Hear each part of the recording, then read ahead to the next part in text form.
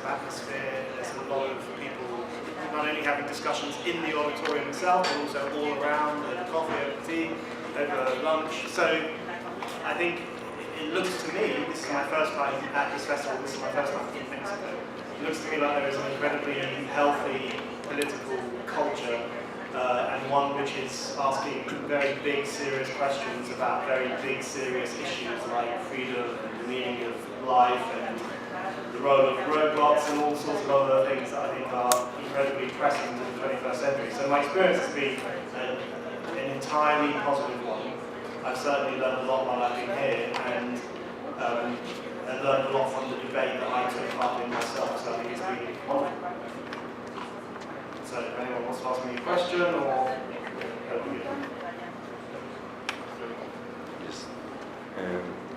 ¿En español?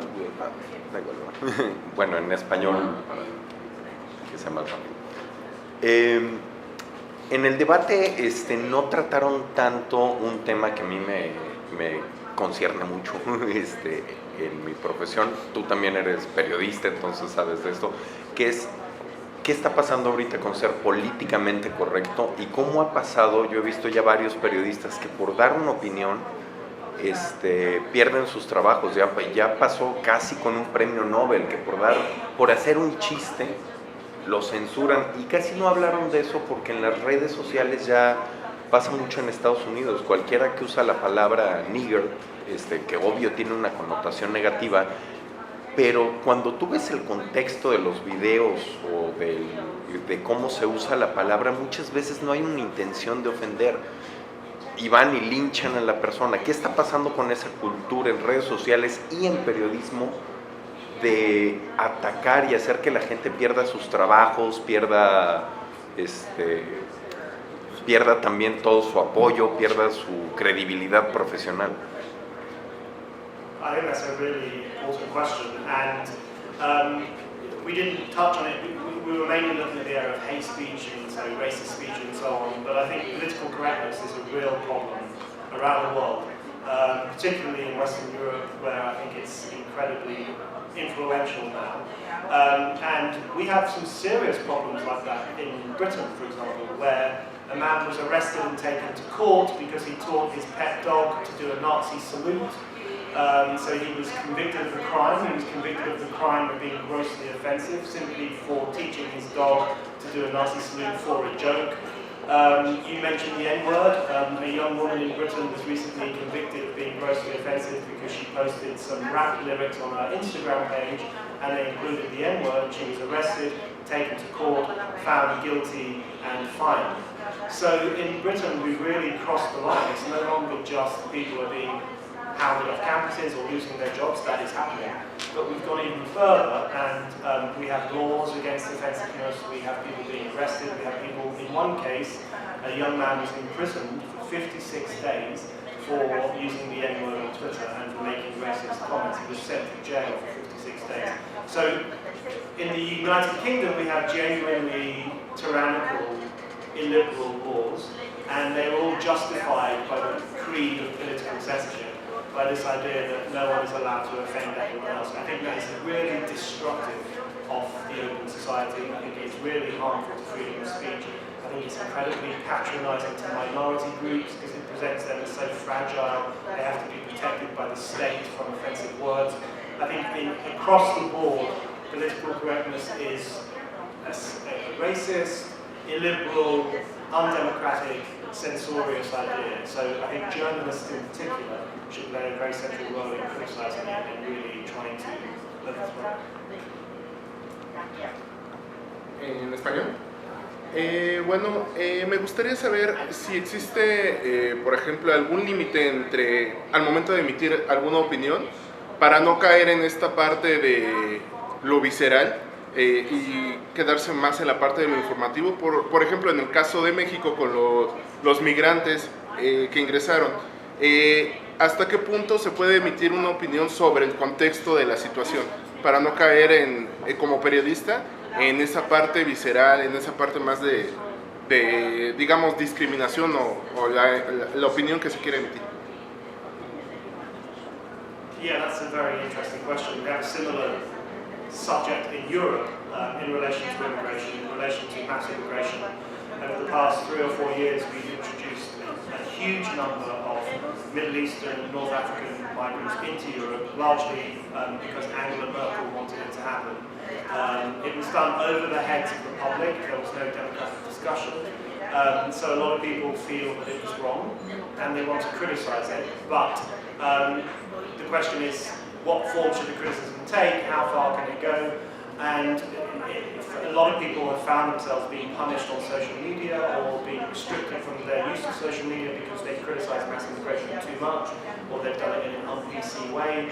I think the point I would make is that all issues have to be open for free and frank discussion, including immigration, including minority groups, including Islam, including all these things which are increasingly being ring-fenced from public discussion, increasingly being protected from critical discussion. I think that's wrong.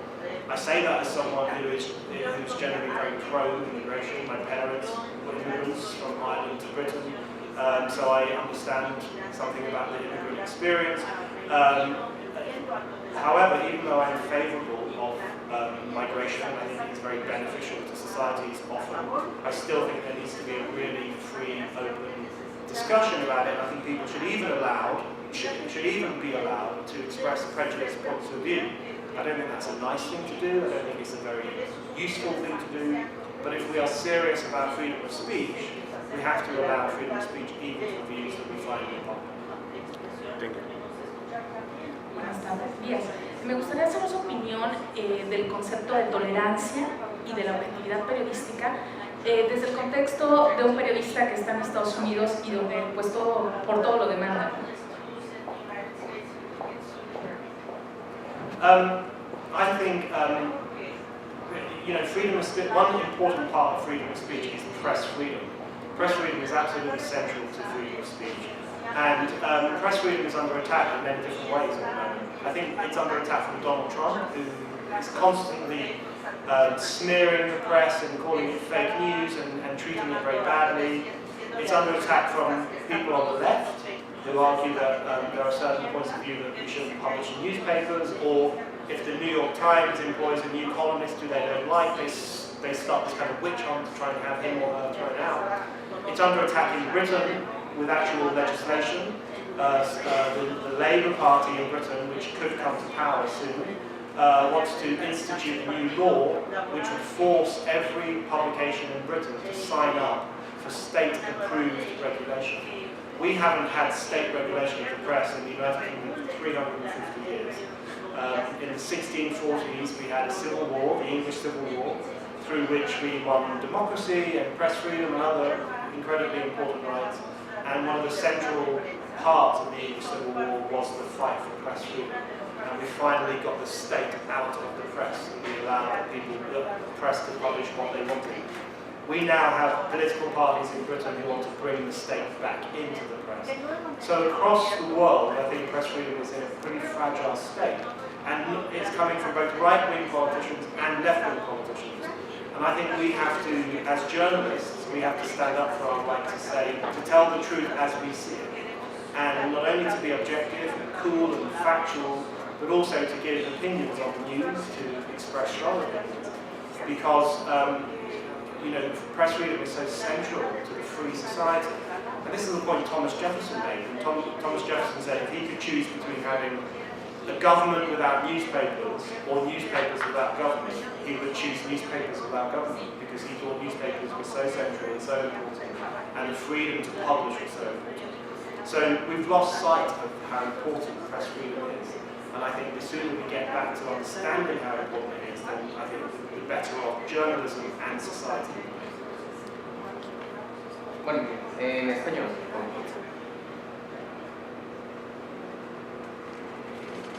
Para preguntar, en tu opinión, ¿crees que de verdad existe la libertad de prensa o simplemente es algo que mencionamos pero que no se vive? Y también tu opinión sobre qué papel van a jugar las redes sociales en este tema de la intolerancia.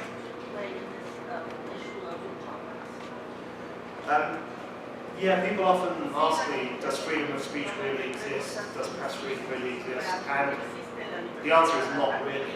there have always been restrictions, and new restrictions are coming in, but I still think the aspiration to press freedom is incredibly important. The aspiration to freedom of speech is incredibly important. And I think people who believe in liberty have to argue against all the controls on those things. But I can't think of any country, apart from maybe the United States, because they have the First Amendment, where there is full freedom of speech. I think that's a real shame. And I think we need to create a situation where there is freedom for all points of view, and there is freedom for all media outlets. I think that's an incredibly important building block for a free, democratic, equal society. On social media, I find social media very strange. I don't use Twitter, I don't use Facebook. The only social media I use is Instagram, because Instagram is much nicer. It's just photographs of food and cats and things like that, so there's no horrible debate or witch hunting and anything else. So that's the only social media I use. But I think there's a real tragedy to social media, because social media is such a revolutionary invention. I mean, no generation before ours could have imagined that it would be possible for them to publish their ideas to the world with their thumbs as they walk down the street. And that is such an extraordinary, revolutionary thing. Just think about the billions of people who existed before us who would not have imagined such a freedom, such a privilege. They could never publish their point of view, however much they might have tried. So that is wonderful, but the problem is that very often now social media is used to illiberal ends. So we see the phenomenon of Twitter witch hunts, or as we call them in Britain, Twitch hunts, which is where people are shut down for having the wrong opinion, or they are thrown off social media because they are too right-wing, or they are too conspiratorial. So I'm really worried about the way in which social media started life as a great tool for free expression, but over the past 10 years has become increasingly a means through which people are censored or told off or reprimanded because they have the wrong point of view. I think that really shows how illiberal our societies are becoming, where even something as revolutionary as social media ends up being used to really control how people think and what they say.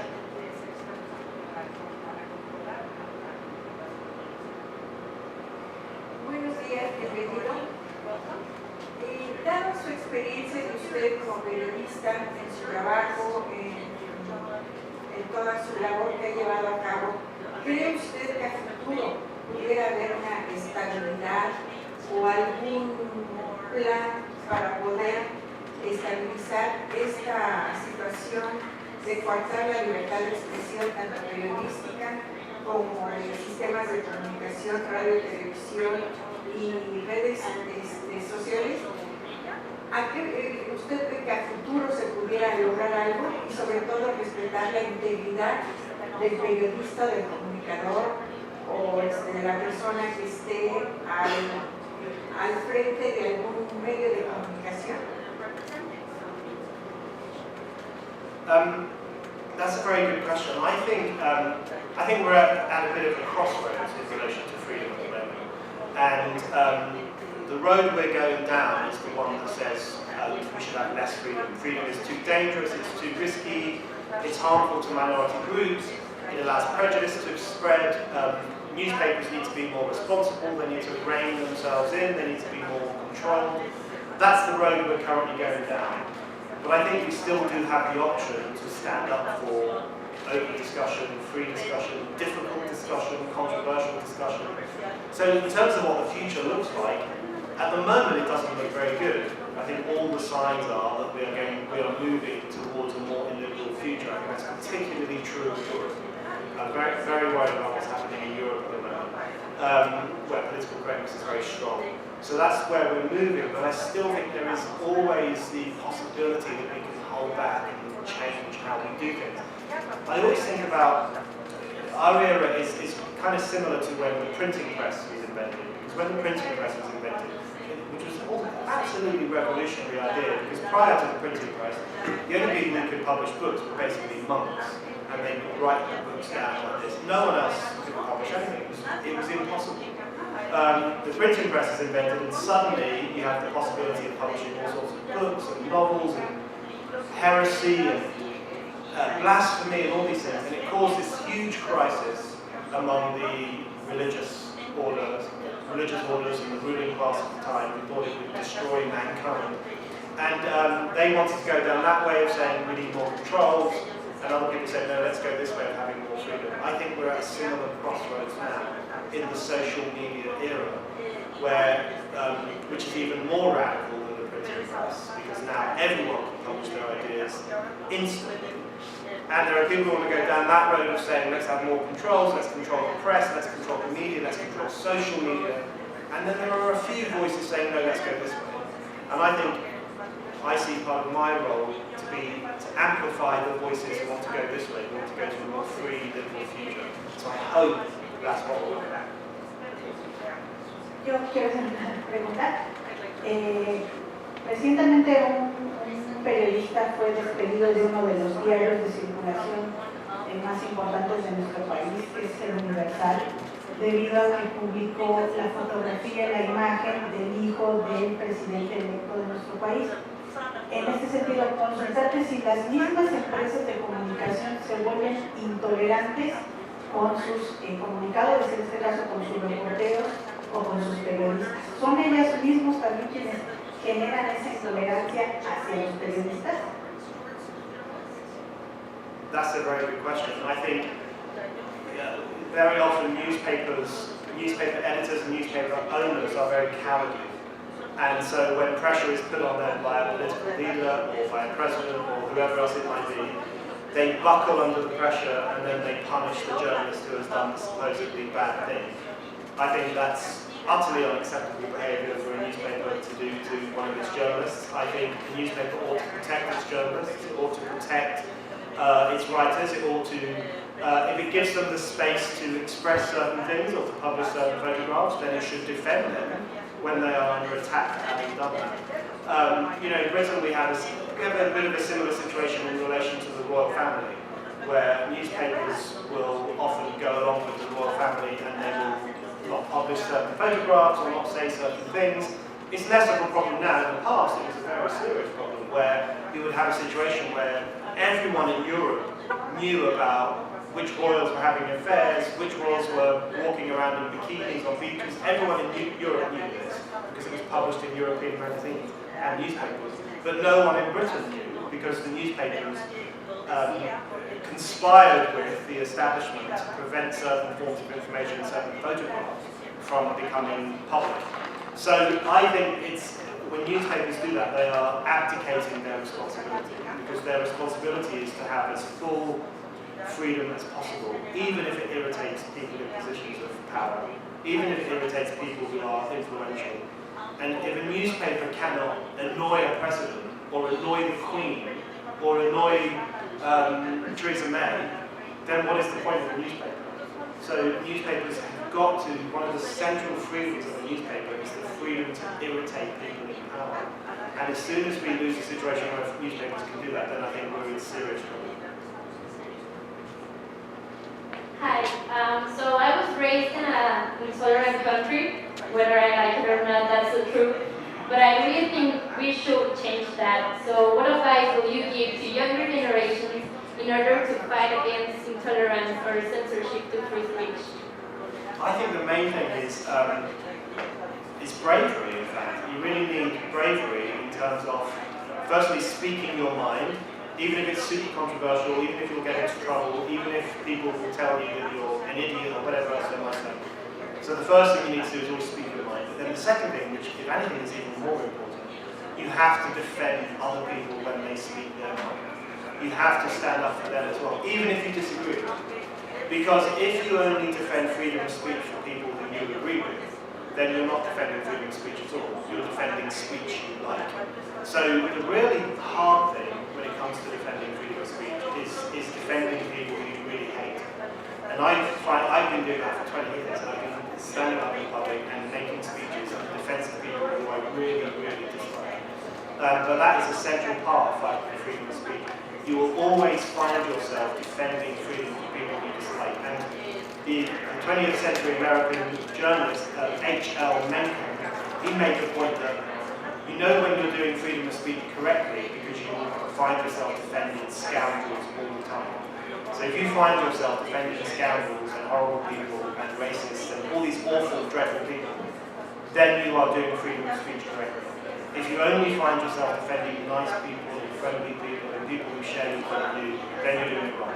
So be brave in terms of stating your opinion in public, and then also be brave in terms of defending other people's right to do that as well. Do you think that human beings are by nature intolerant? No. And the reason I have an instant response to that is because I get asked that question a lot. And I can see why people think that. I can see, because, you know, intolerance always comes back. We have a period of liberty and then it goes back to being illegal. And there's this real changeability. So sometimes the society is quite open and free and then suddenly it's not. So people tend to think, well, maybe it's just in human nature to be intolerant, to be illegal. I don't believe that, because most ordinary people I speak to, all that they want is more control over their life. All that they want is more choice in their life. All that they want is really to be left alone. They don't want to be harassed so often by the government, demanding that they pay a new tax, or demanding that they raise their children in a particular way, or demanding that they stop having a certain point of view. People instinctively bristle against that kind of harassment from officials. And so I think among the general public, I think there is a real thirst for just greater freedom in our lives. The problem is that very often there is no way in which people can express that desire for freedom. And so I think what we have in many countries around the world now are ordinary people who want more freedom and choice, and a political establishment that doesn't really trust them to have that freedom and choice.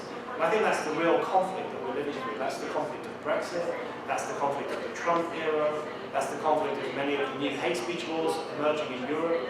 The conflict today is between ordinary members of the public who think freedom is a pretty good deal, especially if they can have more freedom for themselves, and a political class which thinks we're too stupid or too prejudiced or not educated enough to really enjoy that freedom. And I think if we can tease out that conflict and explain which side we stand on, then I think we can move the discussion forward.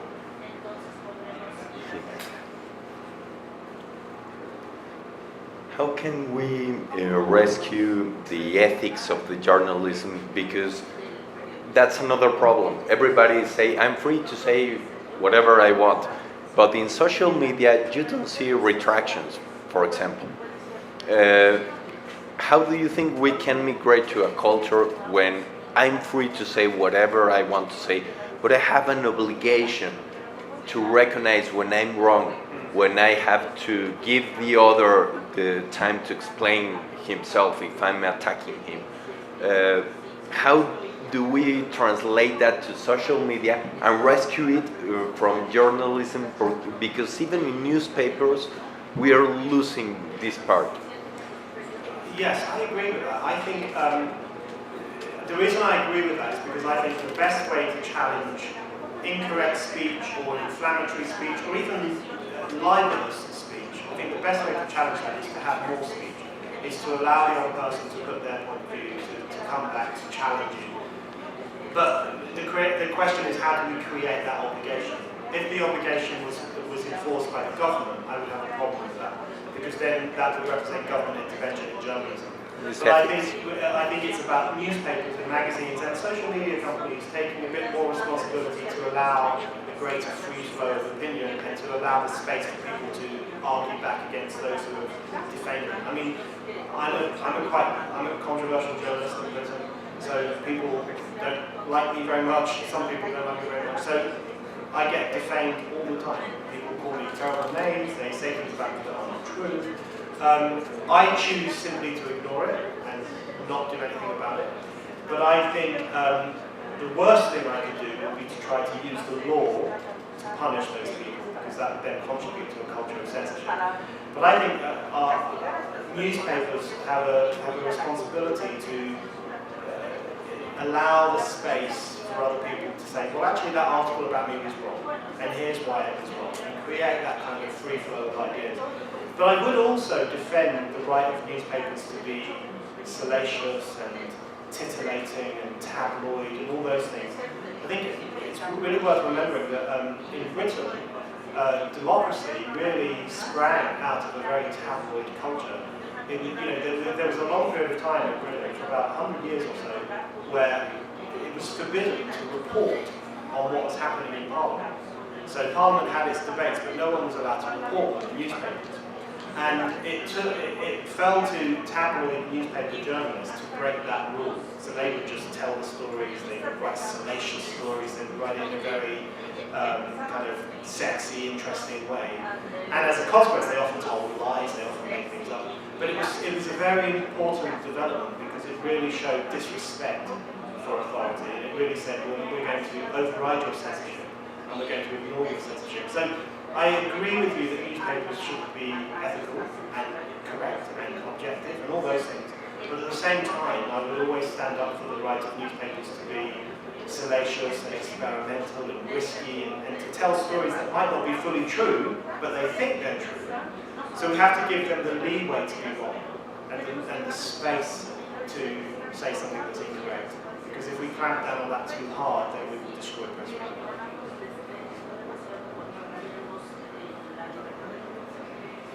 What do you think about the work? Sorry, about? What do you think about the work? The work? I don't understand. The war. War. War. Oh, which war? In the world. I'm very anti-war. I